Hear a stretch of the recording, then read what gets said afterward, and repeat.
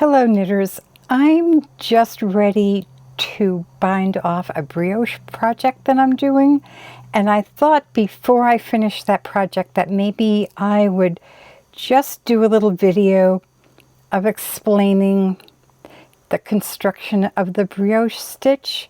I know some knitters are a little wary about this. The stitch is definitely different from other kinds of knitting stitches that you would do, and it can get a little confusing and intimidating, but I wanted to show you some of the things that I've learned that make the process of knitting with brioche a little easier.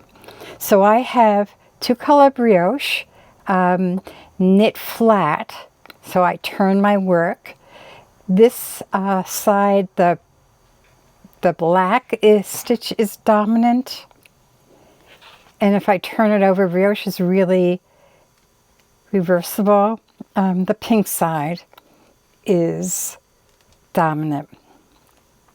So when I look at a brioche, one of the things that's a little odd is that you're really always slipping stitches and doing yarn overs.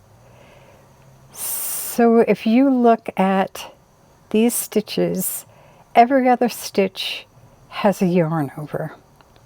And these yarn overs are in pink. And the fact that it's in pink, I know that pink was the last color that I used, and I was purling those stitches in pink.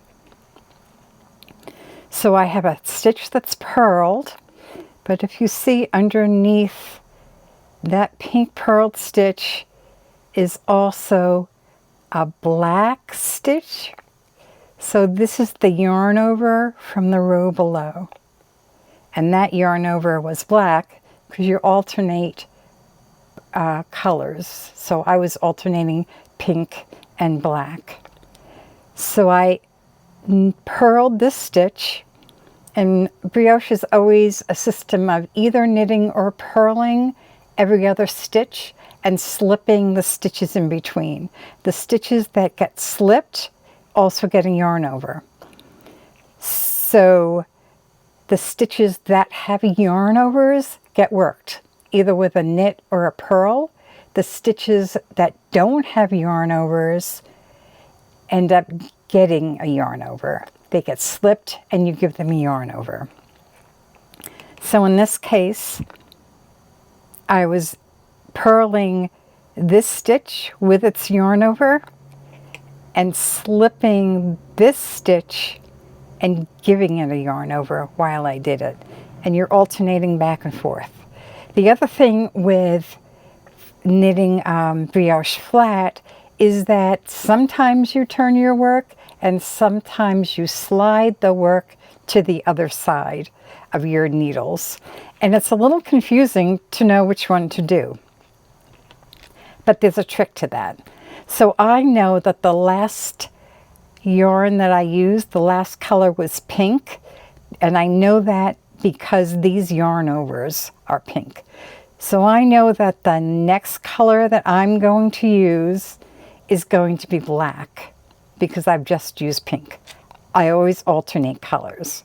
So I'm going to go find the edge that has the black on it. In this case, it's on this side, and the pink is also on the side. Sometimes they're on the same side, sometimes they're on different sides. But I know that I'm going to start with black, and that black is on this end of my needle. So I know this is where I'm going to start. And I know, let me go find the other. This thing is fairly big. This is the Excuse Me shawl by Stephen West. It's getting rather big, so I'm going to be binding this off. But this row, I'm going to be using black because the last row I did a yarn over in pink. So I'm going to start this row in black. And I would continue that all the way to the other end.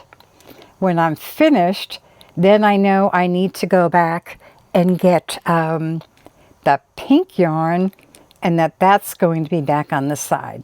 So turning the work or sliding the work to the other end of your needle, it doesn't really matter. Just go look for the color that you need next and grab that color. So brioche is really a form of 1x1 rib, right?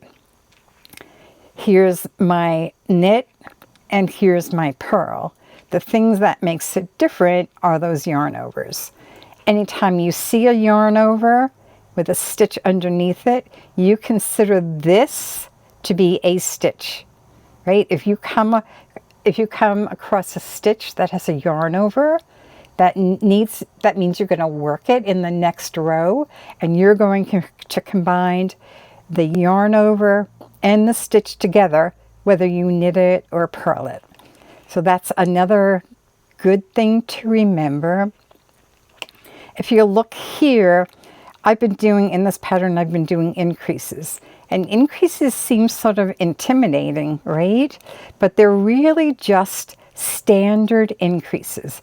This increase is knit into the stitch, yarn over, and then go back and knit into that same stitch. Because everything you're doing is in pairs, you're also going to increase and decrease in pairs. But there's standard increases and decreases, double increases and double decreases. They look very fancy, but it's just a standard increase. So this is the increase side, and I do have somewhere here a decrease. Let me find it. Here's 2 more increases. You can see them pretty well here. That's the original stitch, and there are 1, 2, 3 stitches coming out of that one stitch. So I'm increasing 2 stitches each time I do an increase to maintain that,